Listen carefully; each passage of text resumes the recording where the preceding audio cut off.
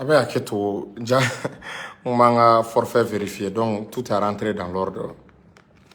Mais suite to ga to man jan tukuni.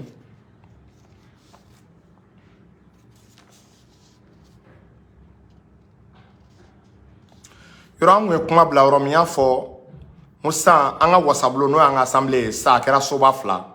Soba folo abe foma assemblée nationale, soba flana abe foma au conseil de la nation. Au conseil de la nation. Donc au conseil de la nation, on fait un damasoé. Assemblée député be sigi chogom na olu be sigi to olu est député. Au conseil de la nation, olu be sigi chogo jumena ne atakale. Au conseil de la nation, olu be élection merci nununa esi ya famu. Et ako ka famba niya ta sans siguroma nani. Siguroma nani ko siguroma saba. Au conseil de la nation, ko be bo merci nununa. Donc munu mana ke maire esi ya famu olu ka représentant olu de bena esi ya famu ire soro. Au conseil de la nation. Donc, au conseil de la nation, il y a au conseil des collectivités, à créer qu'on supprimera, mais en réalité, on m'a supprimé, en réalité, abbé. Et c'est la femme. On m'a supprimé, en réalité, abbé, où il y a trop de drones également.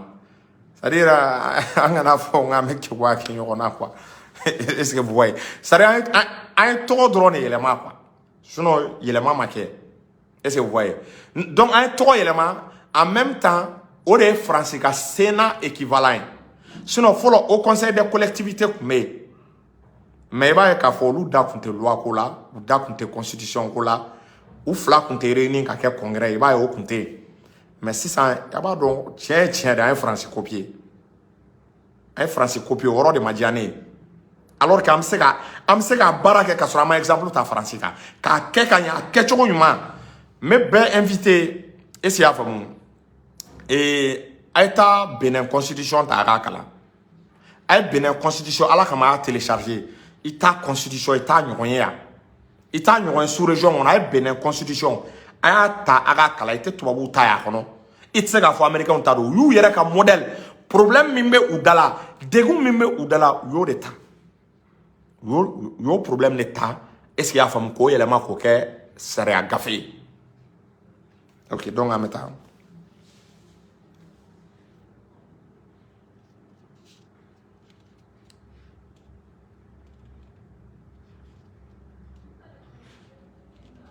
article 106 là où est bara donc au barakain o te dore comme mo ikera député o ikera député o et ikera ibora mo nuna no ye au conseil de la nation ibora yon ko ka fo itarani parti mi kebe koganinge kebe chuni mo ye ko ni chunga ta parti wera la kika fanga be binila ika fanga be binila o kono ba ira o yɔrɔ ɲana boliboli bɛ dabila esi y'a faamu foloko falaka bɛ dabila min ye député yo ani so filanan soba filanan min bɛ n'a fana bɛ sariyaw ta i b'a ye k'a fɔ boliboli bɛna dabila ka sigi ni parti dɔ ye k'o parti janfa ka taa parti wɛrɛ la ko o dabila la o kɔni o bɛ article 106 la ça c'est très bien mais an bɛ min ɲɛfɔ ka wasabulon kɛ soba fila ka girin an ma ne bolo an ka kan ka an yɛrɛ ɲini an ka kan ka lajɛ k'an ka dépense réduit on me gata do fara dépenser kan c'est-à-dire a ma nɔgɔn dɛ nin yɔrɔ kɔnɔna u k'a lajɛ u ka yɛlɛma don yen à l'état actuel an kana ɲɔgɔn nɛgɛ yɛlɛma caman kan ka don nin na yana u kana a yira peuple la peuple ka vote kɛ a kan yani peuple ka vote k'a kan ne b'a bisigi k'a fɔ ko yɛlɛma caman bɛna don a la ne dalen b'a la an bɛ ka nin problème min dénoncer u bɛna yɛlɛma caman don a la donc n'o yɛlɛma caman don a la a ka ca ala fɛ an bɛ nin yɔrɔ ninnu an b'a corriger sinon à l'état actuel Jamaica France copier à l'état actuel il va ameka dépenser doni kura futa tuni ka bla Mali état kan ameka doni kura futa tuni ka bla Mali état kan ni doni kuraw de musaka munu ni musaka se ka économiser a joda be kɛlɛ daga la an ka tiɲɛ fɔ donc am taga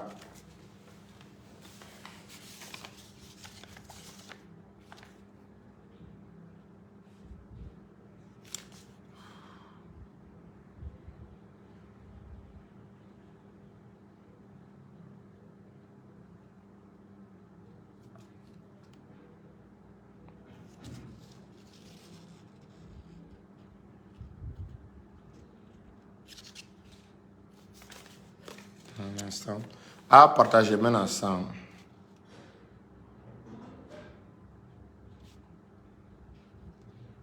Voilà, donc, amène à cours constitutionnel là. Amène à cours constitutionnel là.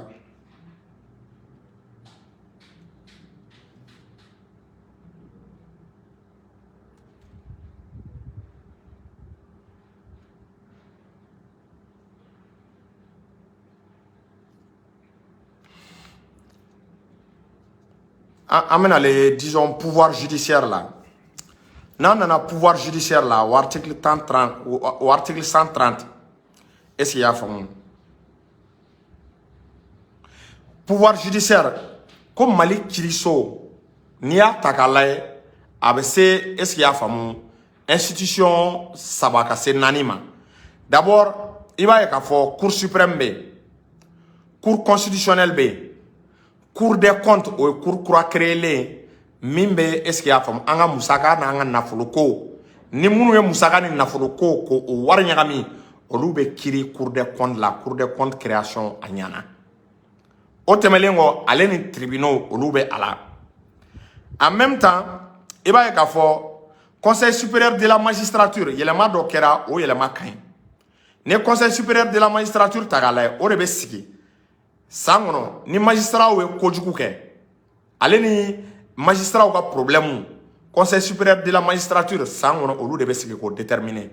Mais Mali la président de a nyemgo ne kumbolo président ka nga bo o nyemgo ala.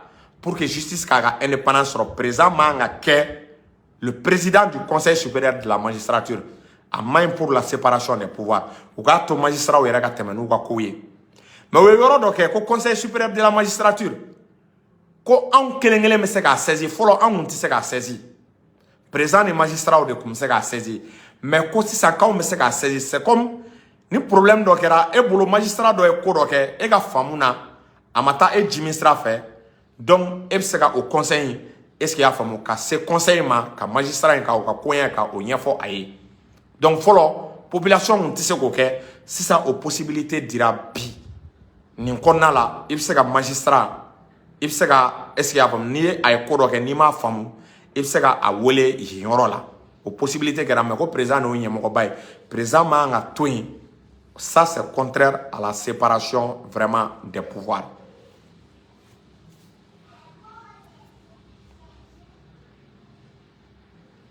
Donc, on a une cour constitutionnelle au yoro de Mandjane.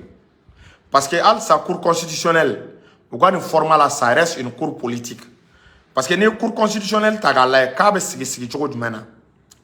Et comme présent, on veut m'en faire dit. Présent, on a m'en dit trop fin sigi tola, on a un avec organe politique. Présent, on m'en fait dit. Assemblée, est-ce qu'il y a femme? On y a m'en kelendi. Et assemblée sodoy. Nous, au conseil, au yémo fenebe moko kelendi. Cour constitutionnelle moko siki choko moko rien foye. Au temelengo, au conseil supérieur de la magistrature, au loube moko fladi. On, au yémo doit présent toujours.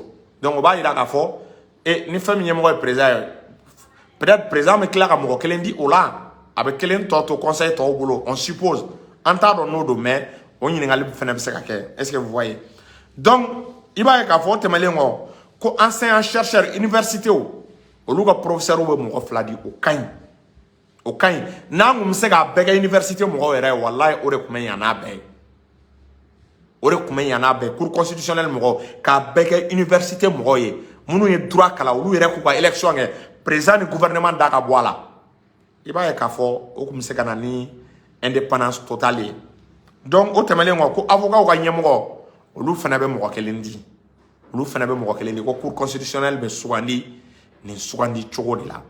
Donc, ne ko nga famuna alo bela yelama bama do ala ko ne cour constitutionnelle tagale et ba cour constitutionnelle là et toujours avec élection koyen ou lateme na o koyen ou lateme en même temps yani loi ou président a bolo noble la loi ou là et ba ka fo cour constitutionnelle assemblée ou be soba fla ou be sega wole bla courma ou ka sharia do la a sharia nat constitution soso ou bien na constitution soso ou bien ata soso e ba ka fo wole be bla courma cour ki da do ala yoro oni korolen chala la toujours o te yelema kele min donala noni franci ta boleno o koro mun a be fo de ma ko la question préjuridictionnelle.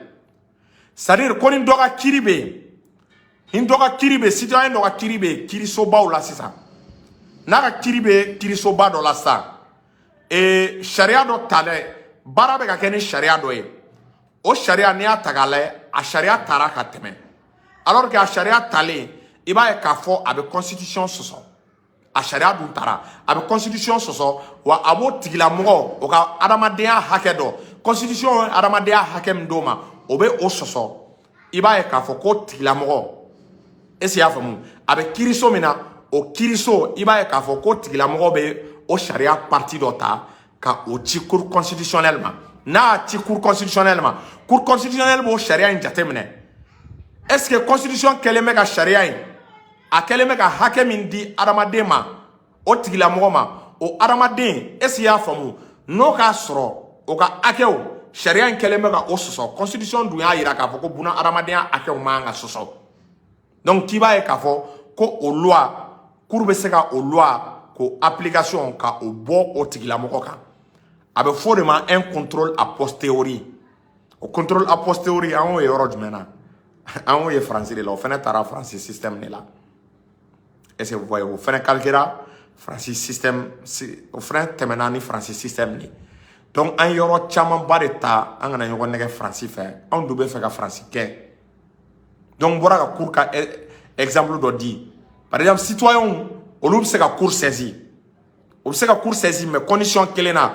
Yoro folo na ta la citoyen on sait ka se cour ma. Cour qu'on réserve les mêmes partis politiques ou aller ni député ou. Et si y a un gouvernement ou de comme c'est ka cour saisi. Mais c'est ka citoyen mais c'est ka saisi. Parce que la constitution a quand même dit citoyen ma. No e jamana de ma constitution a quand même nduma. Koni sharia do tara. A tara ka ba présent asien. O sharia la dondo o e fien la se jamana adama jamana dendoma donc a e fien la se jamana demima obseka ta eske ya famu obseka ayira kiri la akobe kiri somina o kiri sobe o dossier ta ko blakana be kiri jofolo ka dossier ta ka blakana cour constitutionnelle la na e dossier ta ka blakana cour constitutionnelle ba la sharia mi na tarani présent asien no ga soro abe jamana den min tarana a problème e kiriso yema no ga sura bo jamana denga hake dom na la constitution e akem dama donc iba e ka fo courbe fereke o loi parti o kana appliquer o jamana denga o contrôle a posteriori contrôle a priori be a posteriori be ça c'est des termes techniques ni ma droit constitutionnel que c'est un terme technique nous fort est-ce que vous voyez donc pour vous dire mais comment faire mais à don est-ce que vous voyez donc fin dun ay balma do be ga min fo no aka no fo transition ma jamana trayo we commission bla bara de la commission a bara yele ma se ga do ala mais se ga min fo on mena an transition a to anga grawla a to anga barake révolution ngara kumi kama akilna min kama esprit min kama on me akilna na esprit don na ma to anga grala na e fembe ke ko do kala nendo doctorat babulo diplôme babulo niko ka kana barake ay kala min e wala nako ka bo barake iba soro décalage beke ani peuple tche iba soro peuple ka réalité ale te oyo ale kala min université la ale bena fo de ka bo bara appliquer en dunga chance kera moyen non seulement une université au kalange iba e ka fo au delà de ça tout en révolution on fait partie de la révolution peuple be minko on be odon mais ni a dit technicien 100% ma aka chala fa be ina peuple ka aspiration ko abe ina peuple ka yininta ko jiginte kala parce que ale min kala bana baraka ni odi et c'est vous voyez ay non akana fo ma jamana den trai ma trai projet ma adopté ne be ga expliquer aw yere ne ma expliquer aw yeta ne une constitution passera dono aw kana jigine la ne fana ka crédibilité be angé ne ba fo dien dongo ne be transition soutenir mais ma soutenir tienga nous filanda te barakono billahi ma fo o kono te dutu do la quoi amu soutenir akadanya anu ka barake mais nous fila billahi ne ala ngira chama flifo on tena nga carrière tien mo shila na mi ambe afo on sari malien be ga dana mindanga malien jigim me anga on to dana on to fale dien fin fo ila quoi ala kana to anga malien janfa ala kana to anga galon ça veut dire anga foka mo dogo malien on a quoi. Donc il va y avoir non, aïe lanta abse ka corriger o. Mbalwa kana fo ça, je soutiens la transition soutenu ye barake. Oui barake, mais problème yoro do de yelema do de ka ngake. Bila côté on mena ka fo transition, nga entouré ni révolutionnaire ouye. Mo munu me ka révolution nge au greawla. Mais transition me ki ka distance tana ouye. Ou be ka on écarté, ou be ka on get den crève là. Parce que ou ba doni on me ou crève. Fili do be se ka bla fili là. Na on me asimi nunu crève. Et ni ko nana ma fo asimi an ka tan de fait peuple ben de fait peuple ga kilna ode peuple ga kilna mi nu banu man ni femi ndo amanga démission rendu kata ambu dema ame je tien de ka billahi ame je tien de ka aramaden I kana nata on ye demisen de avenir bade mayen amanga tien do malien na peuple malien sengena peuple malien souffre là peuple malien a torola ko juku.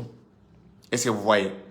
Donc, au temelengo, avec l'amani conseil économique, social et culturel, al n'y a ta la constitution coroyen, il y a la maman douala, il y a ma batté tout ma belle ou rapport de que Sénégal ou ni de goumbe société moka, société civile baga rapport que n'a pas fait le maga do comina, Sénégal ou baga rapport que nous be fait le maga do comina, et si y a famu association baga rapport que nous be fait le maga do comina, oh quel est maintenant le maga, on est racontado, on est on nafa à incidence wallahi ya te jamana ka c'est-à-dire abe fermer jamana be fonctionner ita e ko blocage dona quoi ita e ko blocage foi dona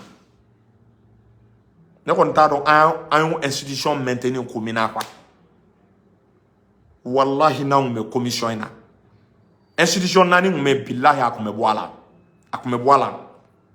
c'est-à-dire il faut qu'on réfléchisse Mali économie na. En même temps, ne ma yoro do e constitution ngono Mali on abeka jate mena ka noter en fait. Anga dugujugoro na flo ka 51% ka blanga constitution na ko mogo ibina Mali dugujugoro na flo bo 51% ibo di peuple malien ma ibo di état malien ma. Ne ma o e constitution ngono na la. Ube abse ka gem pana kuna ngoni ma a jate mena. Est-ce que vous voyez? Ne ma a yoro jate mena.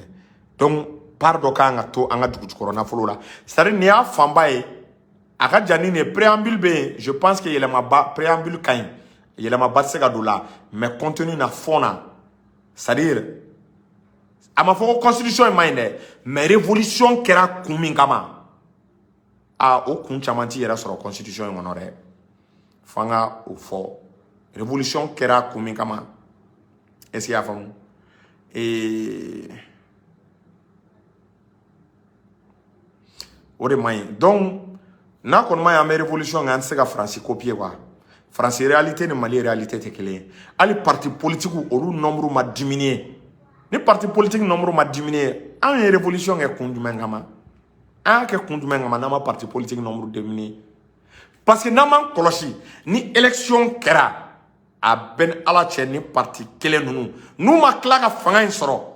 Ni asimingera président ni parti kelen nous me claque na ke assemblée kono o ni parti kelen nous me claque na ke est-ce ya famu yoro en kona ato et le haut conseil national ni parti kelen nous me claque na ke au conseil national nous wallahi am système mina na mani système bla nous me ka kono waiba e war joda war influence be élection konna la wallahi la mama kere voilà donc ameka ni fo amatige asimi nunu na male wa fomu asimi nunu e barakere commission c'est-à-dire barate bangwa al nere mana texte do ke sisa iba e ka fo fliu be kala mais tien erreur mais révolution esprit révolution akilna ina ne manga koko francika ko era de ato malien dimina ibe ka ko malien bana ibe kala chamu franci geni cha o te geni wa ya quoi. Langue nationale, on t'a fort, on clara langue tala. Donc malidon, ni ne kume ne dala ka fort aouye, a balmaken ya ou dengue do amara sila jury chercheur. Salam alaikum, maubla, merci.